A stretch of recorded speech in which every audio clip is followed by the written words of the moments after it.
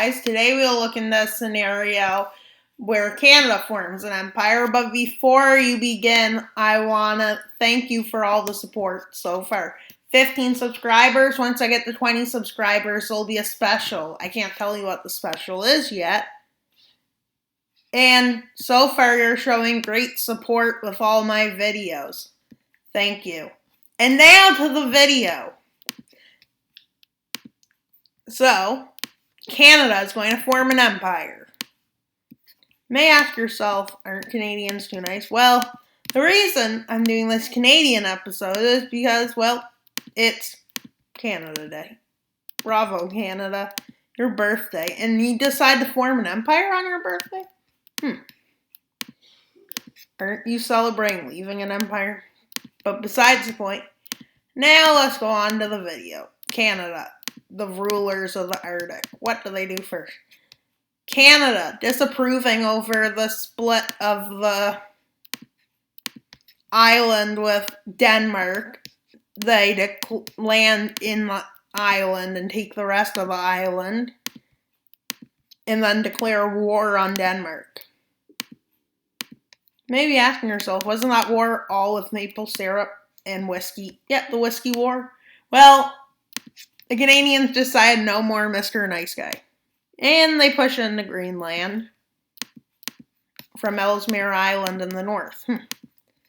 Special trained forces, I guess.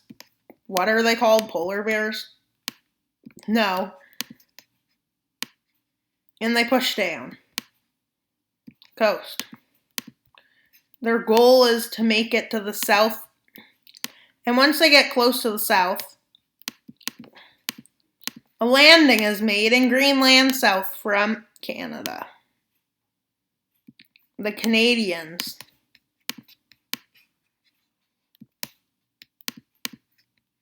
but with this is about when Greenland falls. With Greenland completely surrendering. And, well, Greenland surrendered because, well, it lost all of its cities, basically. How can you fight without cities, you may ask? You can't. If no one's left, you can't fight. So they surrender when there's like 15 people left in the entire country. And eventually, Canadian forces, after using Britain, the fuel. Yeah, Britain, the fuel. Britain allowed them the fuel. They push into Denmark, saying there can only be one ruler of the Arctic. Canada makes Denmark a puppet state. They puppet Denmark, annex Greenland. Pretty good idea. Oh, the alternate future series, which I didn't talk about, will continue. Just I decide maybe a break from that for a bit. Then episode 5 will come. Now Canada's like, get to Denmark easier. I might need to take Iceland over. Canada makes a landing in northern Iceland, splitting Iceland into two, splitting the populated area away from the not populated, and they quickly take Reykjavik, the capital. Iceland surrenders, Canada annexes Iceland. Have you ever wondered why Iceland and Greenland's names are backwards? I have. Actually, according to something I read, Iceland was, when discovered, was actually icy. But it was a period of 4 years. I didn't realize maybe we should change the names. Well, they didn't. And they pushed down into, I don't know the name of these islands. I think I know them.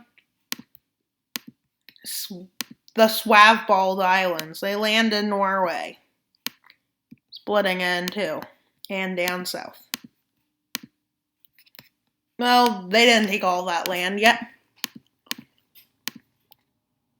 Within days, they cripple Norway.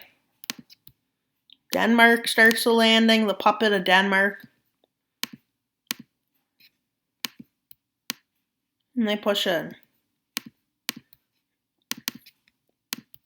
Norway surrenders quickly. The northern parts of Norway are made Canadian soil, and the southern parts are made the puppet of Norway. What does Canada call it? The Commonwealth of Norway. Nope.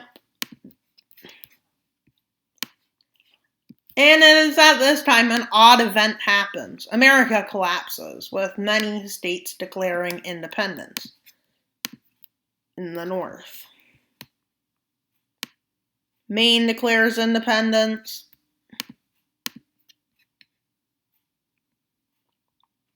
As the Republic of New England. Right?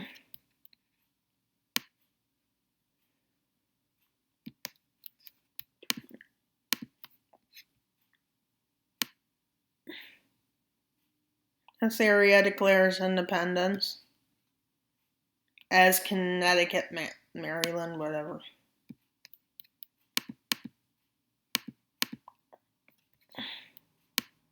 Alaska declares independence. And then Canada holds a vote, and Alaska votes in favor of joining Canada. I don't know if that makes sense, but yeah, let's say they did.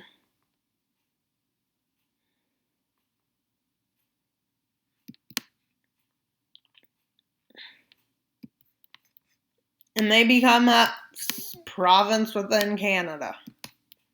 America says that that vote was rigged and tells Canada to withdraw from Alaska. Canada says no. And then declares war on America, along with its neighbors to the south.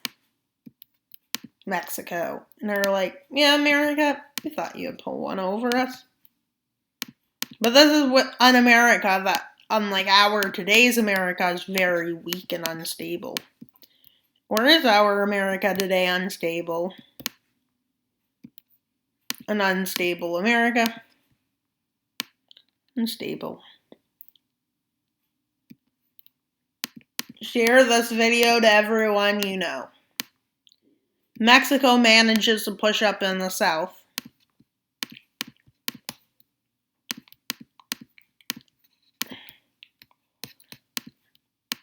It's about now that rebellion started in America.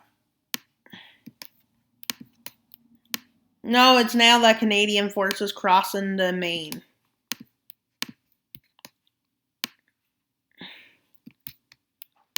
They then push down towards Seattle.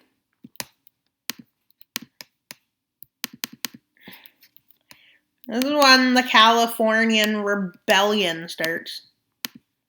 They call it the Great Bear Rebellion. Hey, didn't that worry them? They declare war on America.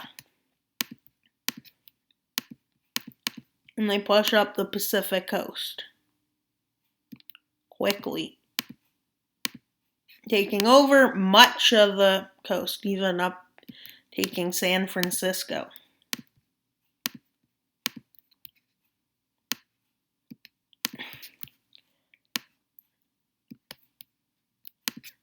Anti-government people who are against a lot of things America does rise up. Far-right people. Far-right extremists rise up in the South. This is a very unstable America. By the way, in case you didn't already pick up. And America falls to pieces. They cross into Michigan and Minnesota. The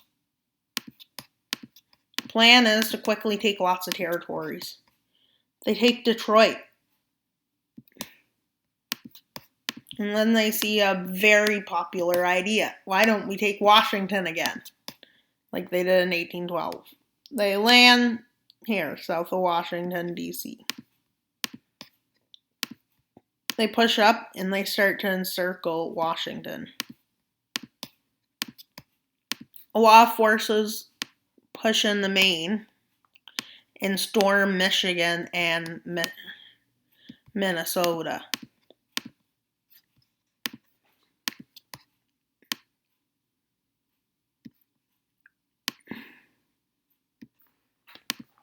America is now starting to fail.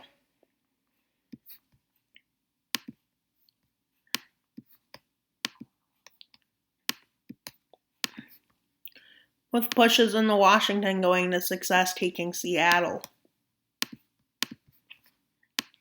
With Mexico pushing up into Texan areas. With California starting to take more territory inland. And they push north. And as at this time, well, this is what America looks like. America, once the strongest nation in the world, now not. And on the south,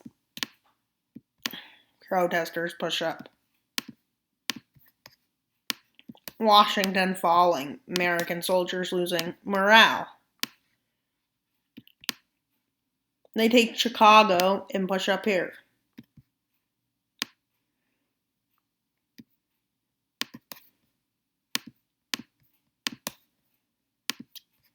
Taking every city in New York and a bunch of other cities, well, they manage to make America capitulate.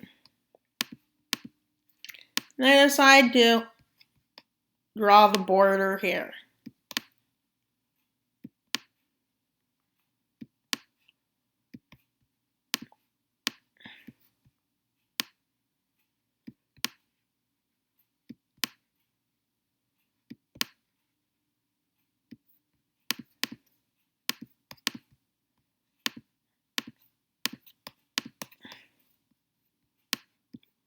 Well, Canada did take over the nation, but it took a long time for Canada to take over all of America. But, years, and I skipped all that details because, well, we don't want a 2-hour video, do we? No. That's what I thought.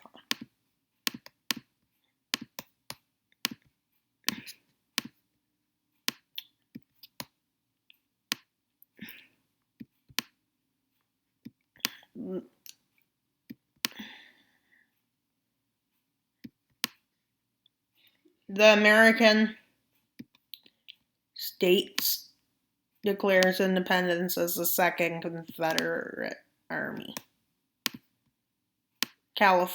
Mexico gets all this territory. California gets these territories. And then the United States of America. Puerto Rico gets independence.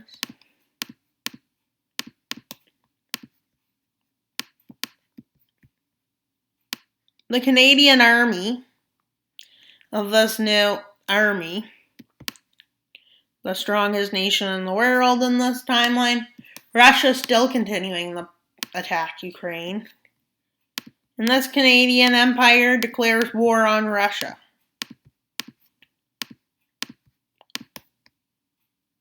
And a few nations follow suit. Poland, Lithuania, Ukraine joins this. Russia at this point, it's like, looks like this. Because this is years into the future.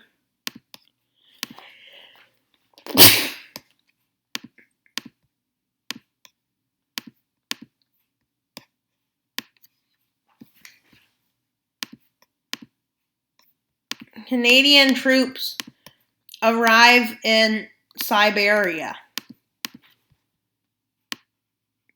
And they push up.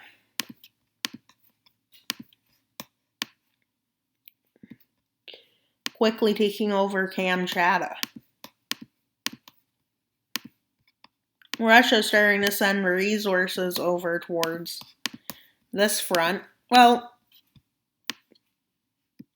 Ukraine and Poland and Lithuania start offensives. Ukraine starts pushing Russia back. Ukraine, Lithuania, and Poland push into Belarus. Push down.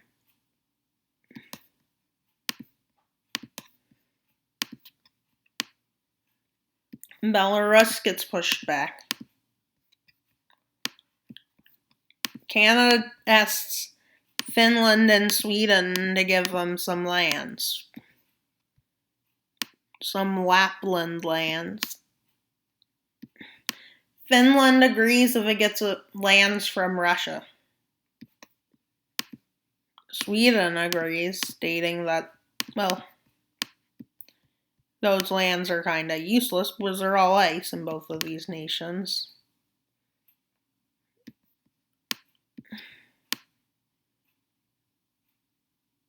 And the Finnish army and Canadian army start an offensive into Russia. In the Karelia on the Kola Peninsula. The Finnish army has very high morale. The Russian army is quickly losing morale. And as at this time happiness comes, as Russia is backing out of, is in a constant retreat from Ukraine, and they're completely pushed out. Belarus has completely fell, and a push into Crimea by Ukraine has started, and Ukraine pushes down, capturing the city in Crimea and taking over Crimea. It is at this time the Canadian army starts a major offensive into Russia. They push like that.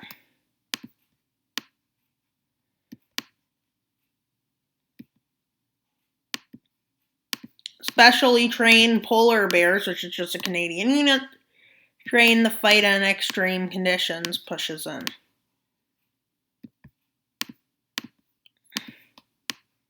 With Canada pushing even further.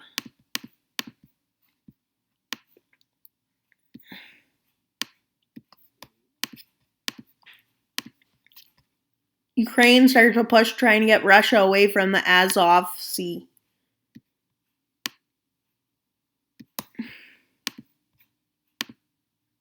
They take over that city. I think there's a city there. They take over a big chunk of this area. It's at this time Kaliningrad falls. Poland's army readies and pushes up, trying to meet with the Finns near St. Petersburg.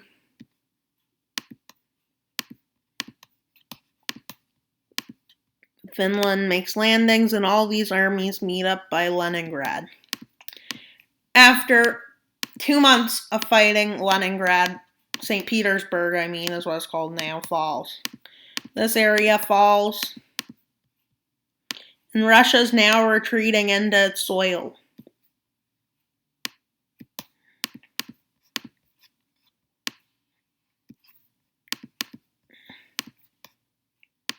And Russia starts falling. They push down to Vladivostok. They take the island of Sakhalin. And they push down the Vladivostok or Vladivostok, whatever it's called. And they capture Vladivostok. They meet with Russia and Moscow for a peace treaty.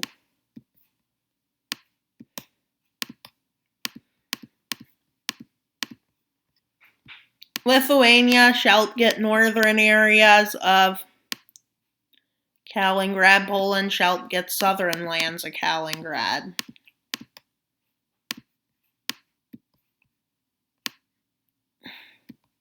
Russia shall lose control of it. Lithuania shall gain control of north of these lands in Belarus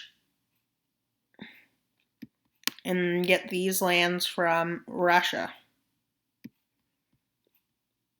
Poland shall gain these lands.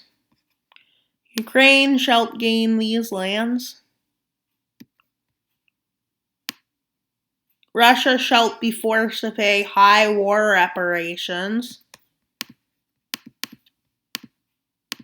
Canada has allies, loads of them. Poland, Belarus, Lithuania, Mexico. Everyone, basically, is this Canada's ally. Or already been. What did Canada do to the countries they invaded? That doesn't really matter. Now does it?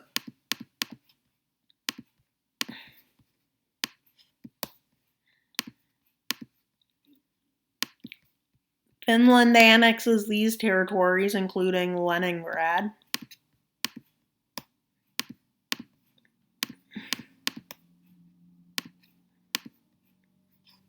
Canada shall annex these lands.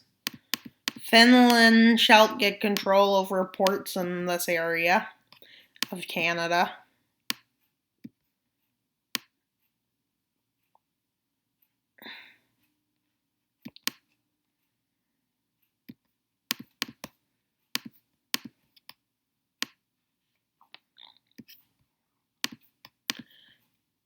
Canada shall annex Kamchatka and this area. The far eastern part of Siberia.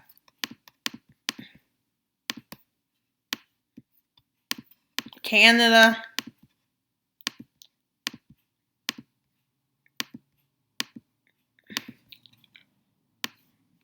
invades one last country,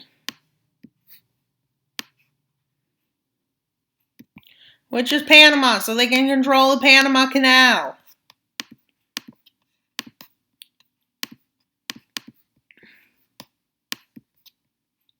They land in the north part.